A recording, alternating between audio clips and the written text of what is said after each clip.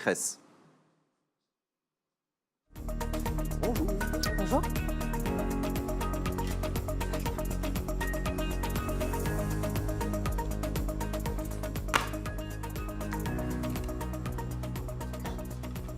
Bonjour Valérie Pécresse. Bonjour. Merci d'avoir accepté notre invitation à participer au débat du siècle. Je le disais en introduction, vous êtes la candidate des Républicains, une famille politique qui n'est pas n'importe laquelle. Vous avez, à l'heure où je parle, le premier groupe... Et les centristes, ne les oubliez pas, parce qu'ils sont très malheureux quand on les oublie. Ils sont susceptibles en plus, pardon. Et les centristes, premier groupe d'opposition à l'Assemblée nationale, majoritaire au Sénat, majoritaire au Parlement européen, et puis par le passé, plusieurs présidents de la République et plusieurs gouvernements en France. Donc pas n'importe quelle famille politique. Par ailleurs, en matière de climat, là aussi, charte de l'environnement en 2004, vous étiez conseillère de Jacques Chirac à l'époque.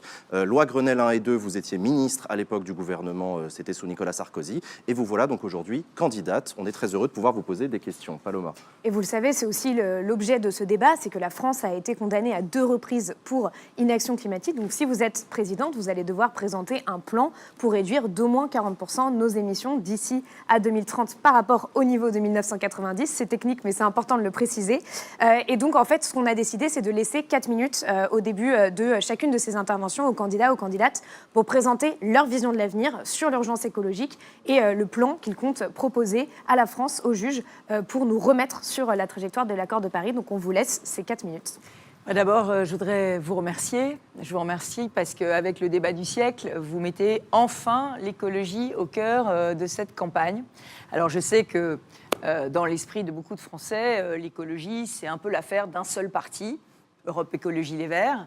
Mais je revendique, comme vous l'avez dit, d'appartenir à cette droite qui a fait de l'écologie une vraie préoccupation et qui l'a mis au plus haut des priorités politiques. J'étais conseillère de Jacques Chirac quand il a fait ce fameux discours de Johannesburg qui a marqué les esprits en disant la maison brûle, notre maison brûle. Et on regarde ailleurs, notre maison brûle et on regarde ailleurs. Et puis, j'ai donc participé à la charte de l'environnement qui a été installée dans la Constitution. J'en étais la co-rapporteure avec Nathalie Kosciusko-Morizet.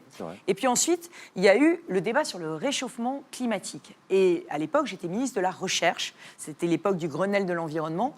Et Claude Allègre, à l'époque, était en confrontation avec les climatologues. Et c'est à l'époque, moi, qui, comme ministre de la Recherche, ai fait trancher l'Académie des sciences française sur l'existence du réchauffement climatique et sur le fait que ce réchauffement climatique était dû à l'activité humaine et donc au CO2 et donc aux gaz à effet de serre. Et c'est très important parce que c'est à partir de ce diagnostic partagé qu'on a pu construire un certain nombre de réponses politiques. Donc c'est vraiment pour moi une préoccupation majeure.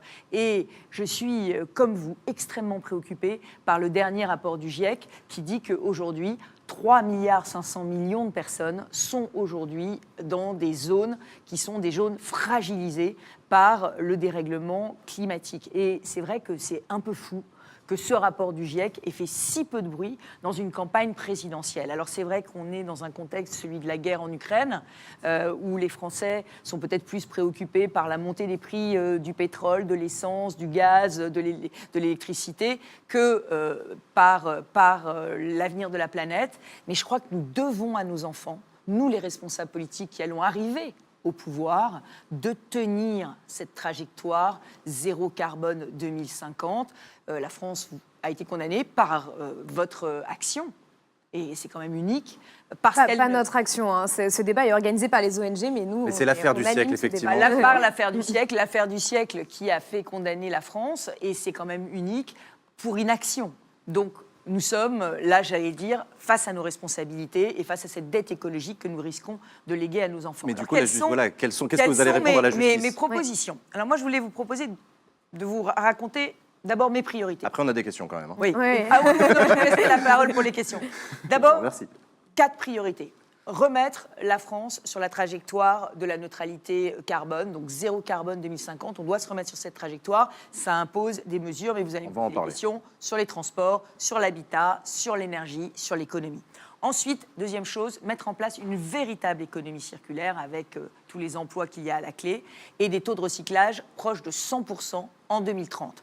Ensuite, il faut mettre fin à la 6e extinction des espèces. Là aussi, je m'étais battue pour qu'on ait IMOCEB, le GIEC de la biodiversité, qui soit créé il y a 10 ans. On sait qu'on a 100 espèces en métropole, on en a 350 dans les Outre-mer qui sont sur la liste rouge de l'UICN. Ma quatrième priorité, c'est de stopper la diffusion de produits chimiques dangereux, notamment pour les enfants, pour les femmes enceintes. Et je veux qu'on ait un vrai affichage des perturbateurs endocriniens sur les produits. Et je veux tripler le budget de la prévention santé, parce que je veux une santé environnementale globale. Alors, pour répondre à ça, quelle est ma vision de l'écologie ? Moi, j'ai une vision de l'écologie qui est une écologie des solutions. Je n'oppose pas le progrès à l'écologie. Je pense qu'il y a des solutions technologiques, des solutions comportementales aussi. Donc une écologie des solutions, des résultats. On va y revenir. Une écologie qui n'est pas décroissante, parce que je crois qu'il faut continuer de créer de l'emploi, je crois qu'il faut continuer de créer de l'activité en France, et je crois même qu'il faut relocaliser de l'activité si on veut être plus écologiste. Et puis une écologie humaniste, c'est-à-dire une écologie qui intègre le coût social qu'il y a à passer à l'écologie. Et ce coût de l'écologie est important. Et dernier petit sujet, comment on finance tout ça ? Parce que sinon, vous allez me poser la question. On va vous la poser, donc allez-y. Voilà. Comment on finance tout ça ? D'abord, toute la fiscalité écologique aujourd'hui, on la consacre à des dépenses écologiques. C'est 15 milliards d'euros par an. Donc 15 milliards d'euros par an qui seront financés. Et puis, je fusionne le livret A et le livret vert. Et le livret développement durable. Et je crée un livret vert de 120 milliards de façon à pouvoir réinvestir dans cette transition écologique pour qu'on ait l'argent pour le faire. Mais là encore, les budgets en matière d'écologie sont très difficiles à fixer parce que, pour vous donner un seul exemple, dans ma région, je me suis aperçue en faisant le décompte de tout ce que je dépensais que près de 1 euro sur 2 de ce que je dépensais en Île-de-France avait une conséquence positive sur l'environnement. Donc en réalité, c'est tout le budget qui doit être consacré à avoir une conséquence positive sur l'environnement. Quand on regarde votre programme, vous vous concentrez beaucoup sur les questions énergétiques. Vous tablez beaucoup notamment sur l'électricité d'origine nucléaire. Vous avez promis un plan gaulien d'investissement pour l'énergie.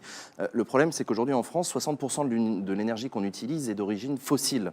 Certes, 70% de notre électricité vient du nucléaire, mais dans le bilan, ça représente moins de 20% de l'énergie finale utilisée par les Français. Donc en fait, la question climatique ne se résume pas seulement à la manière qu'on a de fabriquer l'électricité.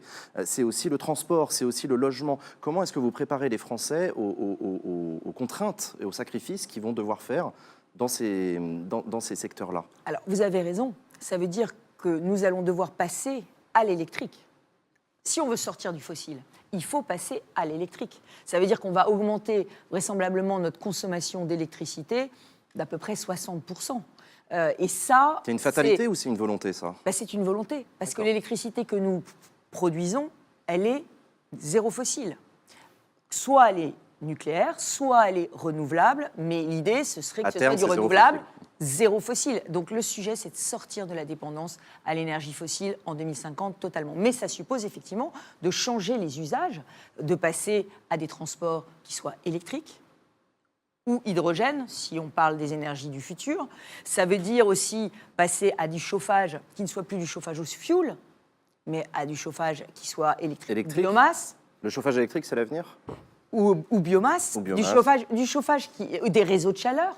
Mais aujourd'hui, on a besoin de changer complètement de modèle. Et c'est vrai que l'électricité, demain, sera très importante. Vous avez dit que nous avions peut-être un point de désaccord sur la place du nucléaire. Moi, je ne crois pas qu'aujourd'hui, on puisse atteindre le zéro carbone, c'est-à-dire zéro fossile, la neutralité carbone 2050, sans réinvestir dans le nucléaire. Je ne crois pas, parce qu'on n'y arrivera pas, parce que le renouvelable a besoin du nucléaire et on n'arrivera pas à faire les deux l'un sans l'autre. Vous mentionnez en introduction les questions énergétiques qui sont posées par la guerre en Ukraine. L'un des problèmes aussi, c'est une question de temporalité, c'est-à-dire qu'en fait, aujourd'hui, on doit réduire nos émissions dans un temps très court et des réacteurs nucléaires mettent du temps à être construits, etc. Donc, qu'est-ce qu'on fait dans ce temps entre les deux, en sachant aussi qu'on a beaucoup de vieux réacteurs nucléaires en France et que donc, du coup, finalement, on aura presque autant de réacteurs nucléaires dans un certain nombre d'années, puisque certains réacteurs vont remplacer les autres. Alors, d'abord, c'était, à mon avis, une faute, il y a 5 ans, de fermer Fessenheim et de dire qu'on allait fermer 14 réacteurs nucléaires, parce qu'on n'avait en réalité pas la solution alternative pour produire l'électricité qu'il nous fallait, et on s'est laissé un petit peu intoxiquer. Et aujourd'hui, qu'est-ce qu'on fait ? On rouvre des centrales à charbon. C'est ça le sujet. Donc on rouvre des centrales d'énergie fossile carbonée. Donc là, il y a vraiment une erreur du gouvernement Macron. Il fait maintenant une volte-face à 180 degrés, mais c'était une vraie erreur. Et on a pris du retard, vous avez raison, sur la construction de tout. Mais pas seulement des réacteurs nucléaires, les champs éoliens aussi. Je vous rappelle que pour l'éolien en mer, les appels d'offres ont été lancés sous Nicolas Sarkozy en 2011, et aujourd'hui, il n'y en a pas encore un seul qui tourne. Le vrai problème de la France, et c'est au cœur de mon projet, c'est qu'il faut débureaucratiser, il faut réussir à mener des grands projets industriels en un temps beaucoup plus rapide. C'est pareil pour le ferroviaire. Qu'est-ce qu'on fait à court terme pour réduire ces émissions de gaz à effet de serre qui sont liées aussi au secteur énergétique? Pardon, je ne veux pas esquiver votre question.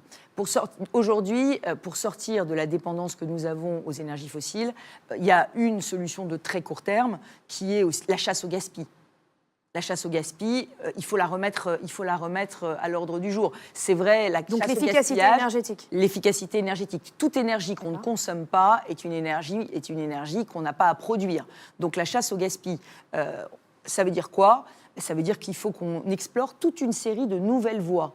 On a vu le télétravail, qui a formidablement bien marché pendant la crise Covid. Moi, j'ai été pionnière dans la généralisation du télétravail dans ma région, à la fois la collectivité, mais aussi les grands centres urbains comme la Défense, etc. Pourquoi? Parce que dès qu'on télétravaille, on n'utilise pas les transports et donc on ne consomme pas de transport. Sur le chauffage, vous avez vu qu'il y a eu une recommandation qui vient de nous être faite de baisser d'1 degré, tout le monde, son chauffage. Moi, je me la suis appliquée à moi-même. Je me la suis appliquée à moi-même, mais ce qui m'inquiète, c'est surtout tous ces Français qui aujourd'hui n'ont même plus l'argent pour se chauffer, qui n'ont plus l'argent pour se déplacer. C'est pour ça que j'approuve la décision qui a été prise par le Premier ministre Jean Castex de rendre l'argent des taxes sur l'essence. Sur l'essence, les fameux 15 centimes qui ont été annoncés hier. En fait, il rend l'argent, mais il aurait mieux fait de le faire tout de suite. Il aurait mieux fait de le faire tout de suite. Vous l'avez dit tout à l'heure, parce que c'est maintenant que les Français en ont besoin. Et j'aimerais que les entreprises puissent aider aussi leurs salariés qui se déplacent en voiture, comme ils aident les salariés qui prennent les transports en commun. Et puis, il faut développer les modes alternatifs de transport. À horizon 2035, mettre fin aux véhicules thermiques, l'électrification, vous en avez parlé tout à l'heure, mais ma question elle est plus profonde que ça. Est-ce que la voiture individuelle, c'est l'avenir du transport ? Alors, il ne faut pas opposer les zones urbaines et les zones rurales. Vous vous souvenez de la crise et du mouvement social des Gilets jaunes? Bien sûr, justement. Qu'est-ce qu'elle a révélé, cette crise des Gilets jaunes? Elle a révélé qu'il y avait finalement deux France. Une France qui a la chance d'avoir des transports en commun, des bus, des trains qui peuvent l'amener directement au transport, et une France qui se déplace, et c'est la très grande majorité, en voiture pour aller travailler. Donc moi, je voudrais qu'on lance, sous mon quinquennat, un grand plan sur les mobilités rurales. Je pense qu'on doit pouvoir, avec Internet, avec le numérique, parce que le numérique a une empreinte carbone, mais peut être aussi une solution technologique pour certains défis environnementaux. Je pense que nous devons pouvoir mettre en place des appels d'offres de mobilité rurale, avec du transport à la demande en milieu rural, qui permettrait une forme de covoiturage. Parce que le sujet, c'est l'autosolisme. C'est être seul dans sa voiture. C'est ça, seul dans sa voiture, la voiture individuelle, celle coincée dans les bouchons pour aller au travail tous les matins. Oui, mais pour mettre fin à l'autosolisme, là encore, il ne faut pas l'interdire. L'interdiction, ça ne marche pas. En France, tout ce qui est interdit crée une opposition. Ce qu'il faut, c'est l'incitation. Moi, quand il y a eu la crise des transports en Ile-de-France, la grande grève des transports, on a mis en place des incitations financières à covoiturer. Eh bien, ça a marché à partir d'un certain montant. Donc, moi, je veux une écologie de l'incitation à changer les comportements. Alors, vous parlez notamment beaucoup des voitures électriques. Vous dites qu'il faut développer le réseau des bornes électriques, etc. Est-ce que vous comptez remplacer aujourd'hui les voitures thermiques par des voitures électriques? Alors, à partir de 2035, dans mon projet, il y a la fin des véhicules thermiques purs et 2040, des hybrides rechargeables. Alors, c'est un projet qui, évidemment, peut susciter beaucoup de préoccupations et même de craintes chez les Français, parce qu'une voiture électrique, ça coûte très cher. Donc le sujet c'est comment... Alors, vous avez bien dit que j'avais eu un plan de 200 000 bornes de recharge électrique, parce que si on achète une voiture électrique, mais en fait, la question que je voulais vous poser, c'est même pas tant par rapport au prix, c'est aussi sur une question de réduction des émissions de gaz à effet de serre. C'est-à-dire qu'en fait, notre problème aujourd'hui sur la question écologique n'est pas que de réduction des émissions de gaz à effet de serre, et que si on remplace toutes les voitures thermiques par des voitures électriques, on remplace un problème par un autre, parce que vous n'êtes pas sans savoir que les voitures électriques nécessitent des extractions de métaux rares, etc. Donc ma question, c'est est-ce que vous comptez prendre en compte ces questions-là, aussi la question des limites planétaires, la question de la biodiversité dans votre programme sur ces questions? Alors, je répondrai à votre question, mais je voudrais quand même finir sur le véhicule électrique parce qu'il fait peur à beaucoup de Français. Sur le véhicule électrique, moi, ce que je souhaite, c'est développer 2 choses. D'abord, le marché de l'occasion de véhicules électriques, en demandant aux loueurs de voitures de passer au tout électrique dès 2030. Comme ça, en 2035, on aura un vrai marché de l'occasion de véhicules électriques pour qu'elle soit moins chère. Et puis, je voudrais qu'on développe une filière industrielle du rétrofit des véhicules thermiques. C'est-à-dire, vous arrivez avec votre Clio et on change le moteur de votre Clio et on la remplace en véhicule électrique. Et puis, il faut aussi une filière industrielle française des batteries. Parce que sinon, ça veut dire que toute l'industrie automobile va énormément souffrir de cette transition écologique. Donc, vous voyez, il y a énormément de sujets derrière cette voiture électrique. Je réponds à votre question. Oui, évidemment, il y a aussi dans la voiture électrique des métaux rares. Mais à un moment donné, les priorités écologiques, il faut les hiérarchiser. Je m'explique. Et c'est un vrai sujet parce que c'est un sujet qui m'oppose souvent à certains, notamment d'Europe Écologie Les Verts.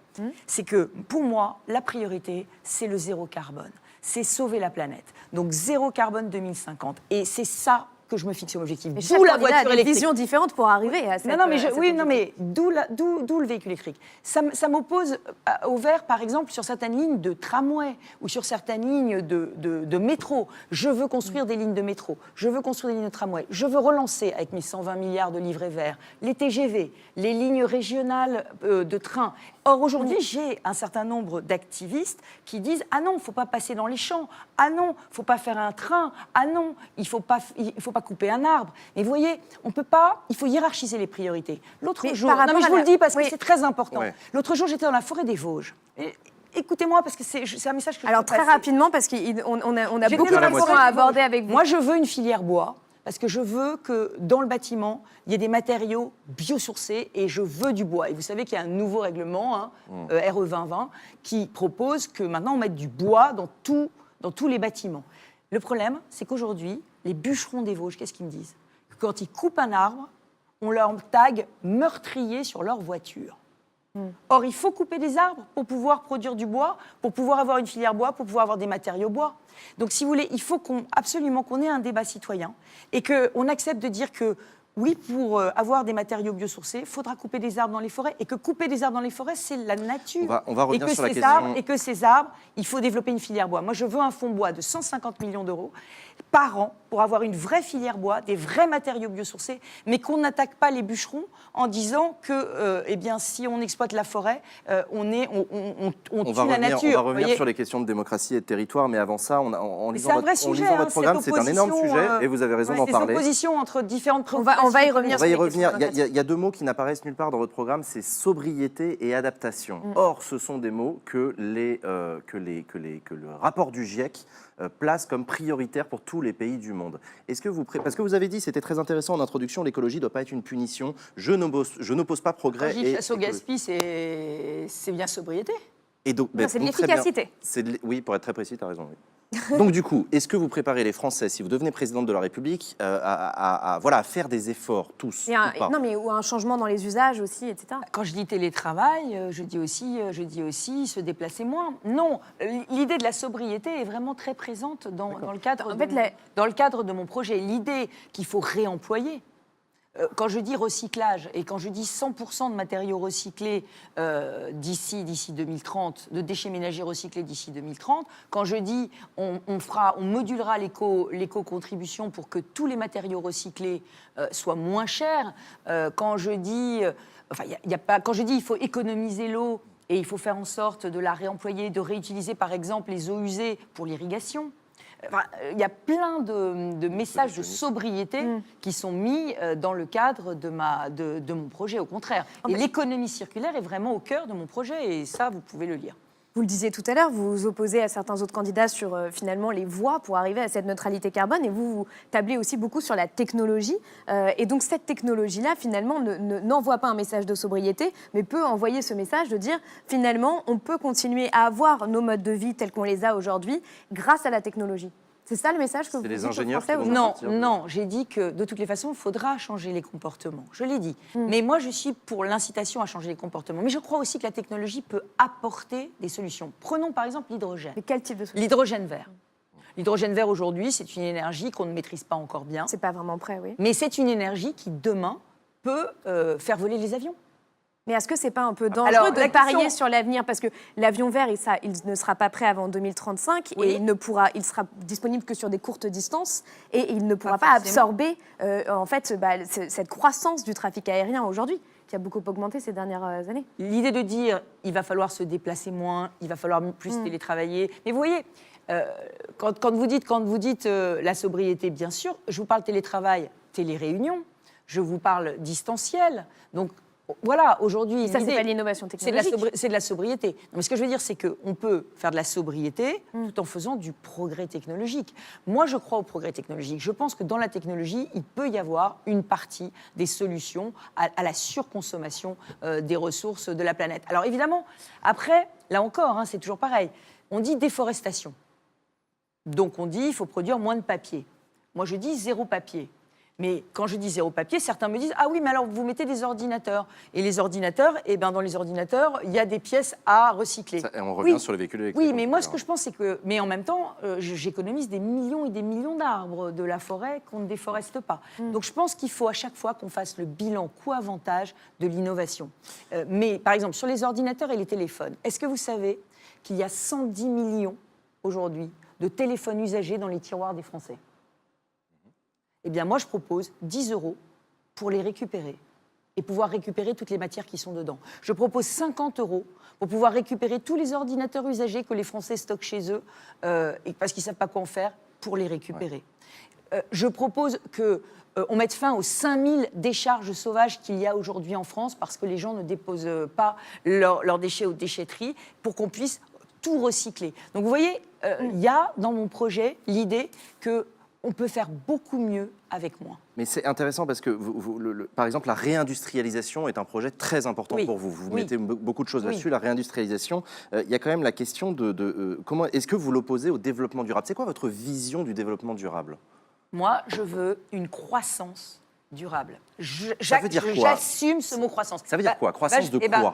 Je vous donne. Croissance de la production. De tout? Non, de la production en France. En France. Je vous explique pourquoi. Aujourd'hui, nous consommons. Nous avons une balance commerciale qui est déficitaire de 85 milliards d'euros. Nous avons même une balance alimentaire déficitaire. Ça veut dire qu'un jour et demi sur 5, nous consommons des produits qui viennent d'ailleurs. Et ces produits, il y en a un quart qui est produit pas selon nos normes environnementales. La lentille du puits. La lentille du puits traditionnelle, on parle des légumineuses. Vous voulez développer, j'imagine, un plan protéines, un plan légumineuse. La lentille du puits est traditionnellement produite. Eh bien, elle est en train de mourir parce qu'on importe du Canada des lentilles avec des pesticides dedans qui ne respectent pas nos normes. Donc ça n'est pas normal. Donc protectionnisme écologique aux frontières. Protection écologique aux frontières sur l'alimentation, mais sur l'industrialisation. Il y a un chiffre qui est très important. Depuis 25 ans, on a mesuré l'empreinte carbone de l'économie française. Notre empreinte carbone des produits en France a baissé de 25%. L'empreinte carbone des produits importés a augmenté de 72%. Ça plaide pour quoi? Ça plaide pour qu'on réindustrialise en France. Ça plaide pour le produire en France. Alors, ça ne veut pas dire, évidemment, faire des usines d'aujourd'hui comme celles d'hier. Ça veut dire faire des usines qui soient des usines beaucoup plus inscrites dans l'environnement, qui soient beaucoup plus protectrices de la santé des riverains. Mais il faut réindustrialiser la France parce que c'est en réindustrialisant la France qu'on évite d'exporter les pollutions à l'autre bout de la planète et surtout de faire venir en avion ou en container, avec un fret qui n'est pas du tout décarboné, de faire venir des produits qui ont fait des milliers de kilomètres. Le jean chinois... On va justement parler aussi de cette question de l'éco-conditionnalité, de la façon dont vous pouvez mettre ces entreprises... qui avait calculé qu'il faisait 60 000 kilomètres, parce qu'entre le moment où il est blanchi en Inde, etc. On va revenir sur cette question des entreprises, mais moi, juste avant, j'aimerais vous demander, je ne sais pas si vous avez entendu parler du rapport Meadows, qui a fêté ses 50 ans il y a quelques semaines, et c'est un rapport qui parle des limites à la croissance, et qui expliquait déjà il y a 50 ans qu'il ne pouvait pas y avoir une croissance infinie dans un monde fini, puisque puisqu'au bout d'un moment, on n'a plus un certain nombre de ressources. Donc, en fait, ma question, c'est comment est-ce que vous vendez cette croissance-là, sachant justement qu'il faut respecter, on les mentionnait plus tôt, les limites planétaires. Parce que c'est, comme je dis, une croissance durable, c'est-à-dire une croissance qui va économiser des ressources à la planète. On parle d'énergie renouvelable. Le vent, le soleil, brûler les déchets, la biomasse, tout ça, c'est des énergies. Récupérer les résidus agricoles au lieu de les brûler. Enfin, je veux dire, il y a des ressources de la planète qui se renouvellent. Donc ces ressources-là, on peut continuer à les exploiter. Et effectivement, il faut, je suis totalement d'accord avec vous, n'ayez aucune inquiétude avec moi là-dessus. Quand je dis croissance, c'est pas pour moi prendre toutes les ressources de la planète, les pomper, faire en sorte qu'elles n'existent plus pour les générations futures. C'est pas du tout ce que je veux. Ce que je veux, c'est essayer, au contraire, en produisant en France, en produisant local, essayer de moins abîmer notre planète. Sur la question démocratique, il y a des questions souvent dans les territoires sur l'installation des champs d'éoliennes. Vous connaissez comme moi des élus locaux, notamment parfois les Républicains qui s'opposent à des éoliennes. La question de la démocratie m'intéresse. Comment est-ce que vous mettez en œuvre la possibilité de délibérer de l'installation d'éoliennes? Vous connaissez comme moi le risque du oui aux éoliennes dans l'idée, mais pas dans mon jardin. Et du coup, on en met partout. C'est quoi votre solution démocratique? Moi, sur les éoliennes, mais sur tout projet. Sur tout projet, alors. Sur tout projet. Vous savez, j'allais dire c'est mon ADN. Moi, je passe ma vie en concertation avec des populations. Voilà. À les convaincre que la ligne de métro doit passer chez eux. À les convaincre que, oui, il faut implanter l'usine. L'autre jour, j'étais en Seine-et-Marne, j'ai convaincu un conseil municipal à une voix d'accepter une usine qui allait créer 2000 emplois chez eux. Voilà, je les ai convaincus. Alors c'est convaincre, c'est pas forcément concerter. Non, mais Est-ce que vous ferez une convention citoyenne, par exemple? Non, mais attendez. Je les convainc parce que je mets en place des mesures compensatoires. D'accord. Je mets en place des mesures compensatoires qui permettent d'améliorer la qualité de vie dans cette ville. Là, en l'occurrence, et donc, qu'est-ce que vous faites sur par les exemple, éoliennes? Ils voulaient avoir des pistes cyclables, ils voulaient avoir une meilleure intégration dans l'environnement de l'usine, ils voulaient avoir des transports qui contournaient la ville. Si vous voulez. Après, c'est tout ce qu'on pense. Mais on ne peut pas bloquer tous les projets. Si on bloque tous les projets, on n'améliorera rien. Et donc, vous faites des référendums locaux? On n'améliorera rien. Sur l'éolien, c'est simple. Moi, je suis favorable à l'éolien avec l'accord des populations. Pourquoi? Parce qu'aujourd'hui, il y a les paysages. Et on a des paysages remarquables. Donc, il faut qu'on ait l'accord des populations. Mais ça marche, hein. Ça marche. Il y a des projets qui sont concertés et qui marchent. L'objectif n'est pas non plus de ruiner les ressources halieutiques, de mettre de l'éolien là où il y a toutes les réserves de pêche. Donc il faut qu'on concerte et il faut qu'on décide. Et à un moment, quand on a décidé, on fait. Mais c'est comme ça que j'ai toujours fait. Vous savez, je vous assure, en Île-de-France, dans ma région, il y a eu tellement de projets qui n'étaient pas consensuels. Moi, j'y suis allée. Et j'ai convaincu et j'ai compensé. Parce qu'à un moment, il faut compenser. Mais il faut faire très attention parce que voilà, je donne un autre exemple. Le zéro artificialisation nette des sols. Oui. Zéro artificialisation nette des sols. En Île-de-France, quand je suis arrivée, dans la région la plus métropolitaine de France, on artificialisait pratiquement 2000 hectares par an. Maintenant, au bout de 6 ans, 500 hectares seulement. Et moi, je me suis mis le zéro artificialisation nette comme objectif. Je veux récupérer les friches polluées. Je veux qu'on construise là où il y a vraiment déjà des possibilités d'urbaniser. Mais non, pourquoi je vous en parle? Parce que dans le rural, on a mis le zéro artificialisation nette. Et le zéro artificialisation nette dans le rural, ça peut se révéler une catastrophe s'il y a un très beau projet de développement d'emploi ou s'il y a un très beau projet de développement de logement pour les populations. Alors justement... Et le mal logement, c'est une plaie. Donc il faut pouvoir construire davantage, mais mieux. Vous voyez? Donc on ne peut pas opposer... Ce que je veux dire, c'est qu'on ne peut pas opposer l'économie et l'écologie. C'est chaque fois du cas par cas et c'est chaque fois en fonction de la situation locale. Je revendique un pragmatisme écologique, pas d'idéologie. Parce que l'idéologie, ça tue tout. Alors, en parlant de pragmatisme, vous regrettiez en introduction qu'on ait peu parlé du dernier volet du 6e rapport du GIEC. Et ce rapport du GIEC, qui porte sur l'adaptation, donc l'adaptation au risque climatique, un sujet sur lequel on est assez en retard en France. Et pourtant, en fait, vous n'en parlez pas vraiment dans votre programme d'adaptation. Pourquoi? Comment est-ce que vous comptez, mettre en place des politiques d'adaptation sur le territoire pour rendre la population française moins vulnérable à tous ces risques climatiques? Quand je propose un grand projet, un grand fonds de renaturation de plusieurs centaines de millions d'euros pour justement remettre dans les villes des îlots de fraîcheur, des imperméabilisés, et remettre de l'eau Je propose un grand fonds de renaturation. D'accord. Quand Donc, de végétalisation des villes, vous voulez dire? Oui, D'accord. désimperméabilisation des sols, revégétalisation des villes. Quand je dis que j'aiderais toutes les villes côtières à gérer leur trait de côte face justement à l'érosion qui vient de la montée des océans, c'est de l'adaptation. Quand je dis que je ferais un grand ministère de la protection civile et de la gestion des crises auprès du ministère de l'Intérieur contre les incendies, contre les inondations, contre les catastrophes naturelles, pour mieux gérer ces crises, c'est de l'adaptation. Au contraire, je souhaite, alors toujours la même méthode, ma méthode de gouvernement sera la suivante. Je réunirai d'abord les chercheurs, parce que j'ai besoin d'un conseil scientifique qui justement me dise quelles sont les mesures d'adaptation qu'on doit prendre d'urgence. C'est le Haut Conseil pour le Le climat. Haut Conseil pour le climat a sorti un rapport récemment. Il sort des Vous pouvez rapports le- qui passent son temps à dire qu'on n'est pas au niveau. Exactement. Il a sorti le un Haut rapport sur Conseil pour le l'adaptation, en climat plus. qui passe son temps à nous expliquer qu'on ne respecte aucun des engagements de l'accord, des accords de Paris. Donc je réunirai le Haut L'organe Conseil. indépendant qui a été créé par Emmanuel Macron, je le dis pour les personnes qui nous suivent quand même. Ouais. Ils sont peut-être pas au Absolument. courant. Le Haut Conseil pour le climat, je le réunirai. Mais je ne réunirai pas que le Haut Conseil pour le climat. Je veux vraiment refaire un Grenelle de l'environnement. Je veux que tous les porteurs d'enjeux soient mis autour de la table. Je ne suis pas totalement convaincue par l'idée de la conférence citoyenne de citoyens. Vous n'auriez pas fait une auriez convention pas fait ça citoyenne? Je pense qu'il y a une légitimité du tissu associatif qui travaille sur ces sujets depuis très longtemps. Je pense qu'il y a une légitimité des partenaires sociaux qui travaillent sur ce sujet depuis très longtemps, avec notamment le pacte du pouvoir de vivre, par exemple, de la CFDT.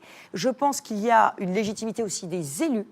Mais qui est-ce qu'il ne faut travaillent pas sur y ces avoir sujets l'accord depuis de la longtemps. population? Vous le disiez sur Et- les éoliennes, sur les et choix il y de a- société à et il y a faire pour aussi- l'avenir. Et il y a aussi les entreprises qui font embarquer avec nous. Donc je pense que c'est plus dans un format Grenelle de l'environnement qu'on trouvera les solutions, des solutions qui seront consensuelles parce qu'on les aura choisies tous ensemble. Merci Valérie Pécresse d'avoir accepté notre invitation. Merci beaucoup d'être venue présenter votre programme en matière d'écologie dans le débat du siècle. Merci à vous, chers amis, de continuer à regarder cette émission. On va s'offrir 10 minutes de pause avec Paloma parce qu'on en a bien besoin. On a abordé beaucoup de sujets avec Valérie Pécresse et avec Yannick Jadot. Vont venir sur ce plateau pour vous occuper pendant ce temps-là Armelle et Justine d'Oxfam et Notre Affaire à tous qui vont vous donner des ressources pour aller plus loin sur toutes ces questions. À Et tout de juste suite. après, on se retrouve aussi avec Fabien Roussel, donc dans 10 minutes. À toutes. On n'a pas parlé d'alimentation.